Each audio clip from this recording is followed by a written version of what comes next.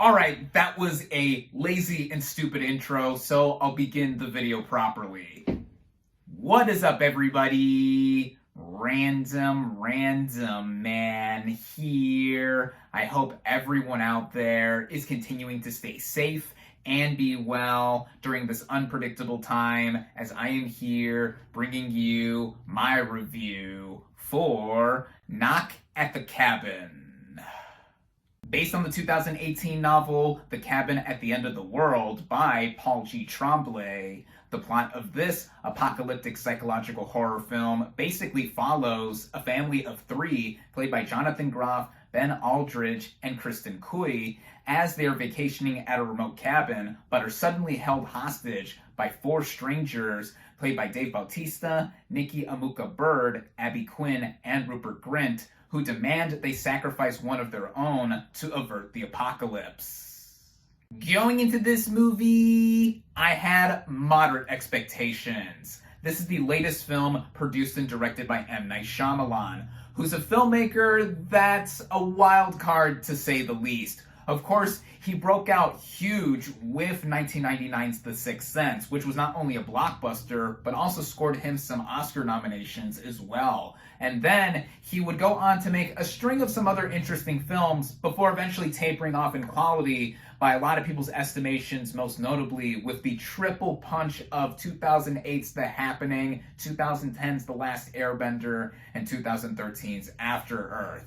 He made a bit of a comeback. He did Split, which became the second installment in the East Rail 177 trilogy, and then he would derail that with 2019's Glass, which I was not a fan of, as he took what's my favorite of his filmography, 2000's Unbreakable, and just did not make it into a cohesive trilogy at all. And then afterward, he did 2021's Old, which I watched for the first time a few nights ago, and I was not a fan of that either. I thought it was a waste of that concept, which redeemed itself a bit by the end to my surprise, but it still did not stick the landing. And now we have his latest effort, which again, I only had moderate expectations for, but it did give me some interest for the cast and it being a smaller, more intimate concept. And whatever Shyamalan does, no matter the quality, he always goes for big swings, and I was willing to give this one a chance. Luckily for me, I was able to head out and see this thing in theaters where it is only currently available. Starting out with the cast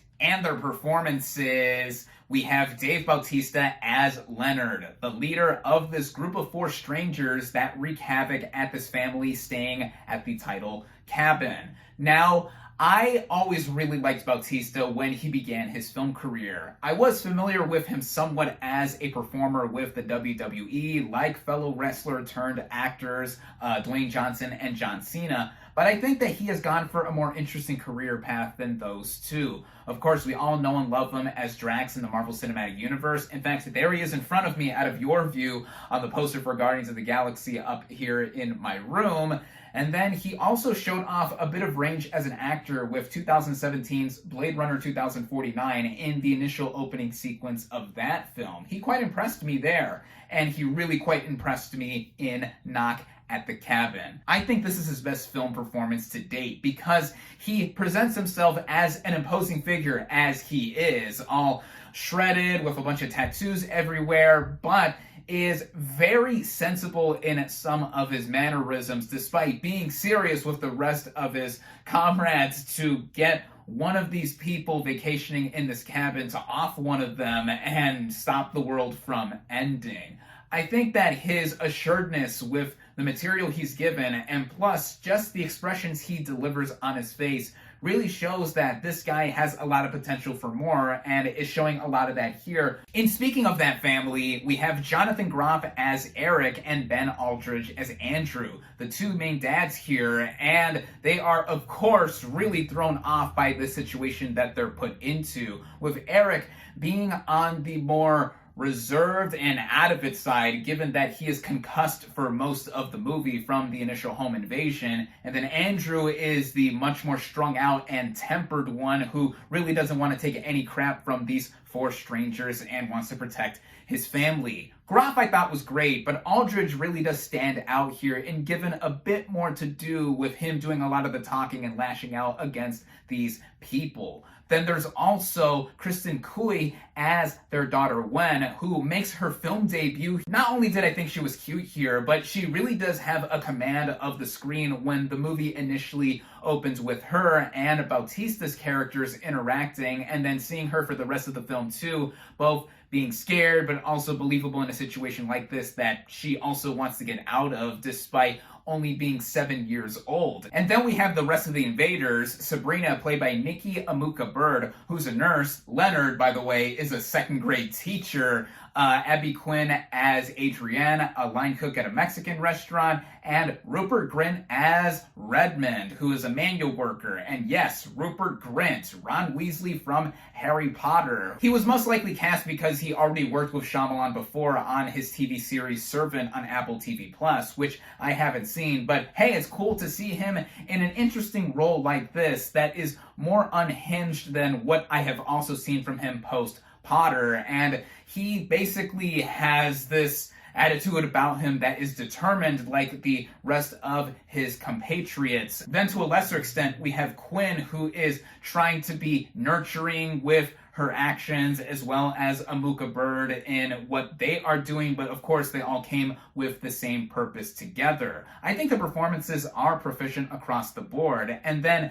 this leads me into the writing, which was done by Steve Desmond and Michael Sherman, with rewrites being done by M. Night Shyamalan actually, thus all three getting writing credits. While I've never read the book that this movie is based on, I did see after I saw the film all the changes that were made, and there are quite a few drastic ones, especially towards the end. The way it is initially set up here with the basic concept, it goes about itself in building a lot. For Shyamalan, even in comparison to his other smaller works, this is a much more subdued and secluded venture that he is going for in terms of his directing. And I think that here, he makes a lot of great use of the cinematography guiding around our characters and being up close with them in some shots that are really in on their faces and are tilting towards Dutch angles, and even with how clean a lot of the movie looks. It was shot on film with some older lenses, so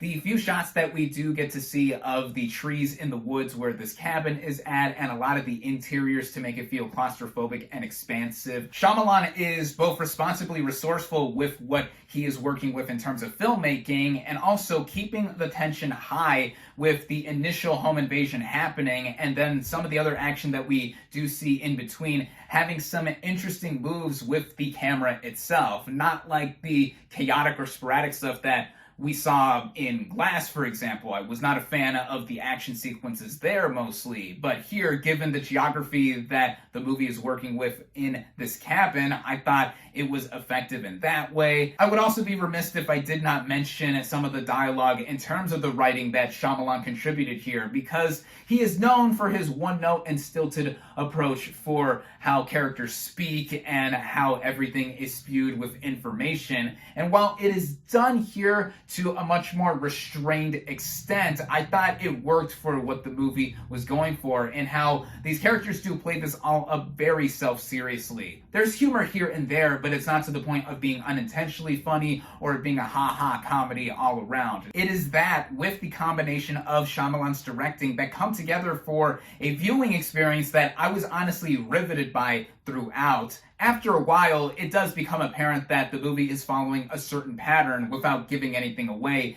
in terms of what these characters do and what they are saying all across it, but it still left me wondering what was going to happen next, and picking up on any supposed clues that were dropped here and there of how the movie would eventually play out. Because again, Shyamalan was known very much early on for being the guy with twist endings. But in contrast to his earlier filmography, this is a much more straightforward and direct narrative than he has done in recent memory in playing around with this specific concept. And getting to the end, again, no spoilers here, he really doesn't leave it to that much interpretation with how this is an apocalyptic allegory, and it has a very quick impact with what it does in the end, which I can see people being divided on because there is not that much deeper meaning behind what is already laid out and established here with a bunch of the metaphors and themes. It's pretty obvious that the four strangers here represent the four horsemen of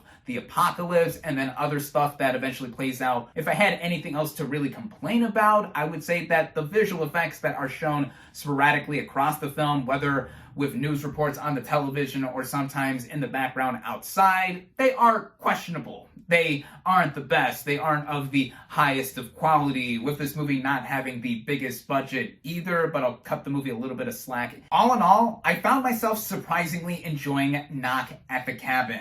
At about 100 minutes, this really is a quick thriller that whizzes by. You get in and get out, and you take away from this movie what you will, as I found that some of the themes that it left me pondering about with how it all came together in connection to the experience that I've just gone through, it did not make me feel this way, at least in terms of Shyamalan delivering something like this for a while. And on that note, I think this is his best movie in years, at least since Split, which I also enjoyed. By default, it's one of his better movies, period, too, for what it does, even if it isn't perfect all around, but it really had a lot more good than bad to say, and in comparison to what else he has done in the past, that is something that I do give a lot of credit for, and I hope that Shyamalan makes more films like this, whether it is of his own conception or other source material. Shyamalan really does have a sense of ambition to him, which I thought mostly succeeded here, and it has given me the most to praise about with a film by him in a while. For all of that and more, I recommend it. My final verdict for Knock at the Cabin is 3.5 out of 5 stars.